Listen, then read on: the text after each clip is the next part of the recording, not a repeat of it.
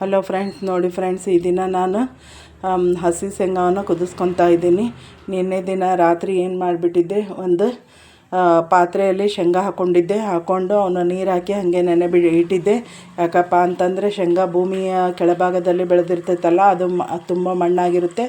ಆಮೇಲೆ ಅದನ್ನು 2ರಿಂದ 3 ಸಲ ಚೆನ್ನಾಗಿ ತೊಳ್ಕೊಂಡಿದ್ದೀನಿ. ಆಮೇಲೆ ಕುಕ್ಕರ್ಗೆ ಈ ರೀತಿ ಹಾಕ್ಕೊಂಡ್ಬಿಟ್ಟು ಅದಕ್ಕೆ ಉಪ್ಪು ಹಾಕ್ಕೊಂಡಿದ್ದೀನಿ. ಇವಾಗ ಅದಕ್ಕೆ ನೀರು ಹಾಕ್ತಾಯಿದ್ದೀನಿ ಫ್ರೆಂಡ್ಸ್.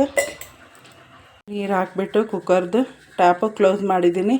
ಈಗ ಸಿಟಿ ಹೊಡೆದಾದ್ಮೇಲೆ ಇಳಿಸ್ತೀನಿ ಫ್ರೆಂಡ್ಸ್. ನೋಡಿ ಫ್ರೆಂಡ್ಸ್, ಇವಾಗ ಕುಕ್ಕರ್ ವಿಜಿಲ್ ಹಾಕ್ತಾಯಿದ್ದೆ. 3 ವಿಜಿಲ್ ಹಾಕಬೇಕು.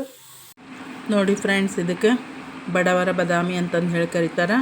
ಇದನ್ನು ಒಡೆದ್ಬಿಟ್ಟು ನೋಡಿ ಫ್ರೆಂಡ್ಸ್, ಕಾಳು ಹೇಗಿದ್ದಾವೆ, ಕುದ್ದಿದ್ದಾವೆ ಇಲ್ಲ ತೋರಿಸ್ತಾ ಇದ್ದೀನಿ ನೋಡಿ. ಇದು ಕಾಳು ನೋಡಿ ಹೇಗೆ ಮೆತ್ತಗೆ ಕುದ್ದಿದೆ.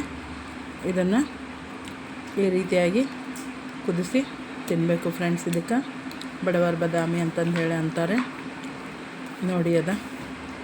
ನೋಡಿ ಕಾಳು.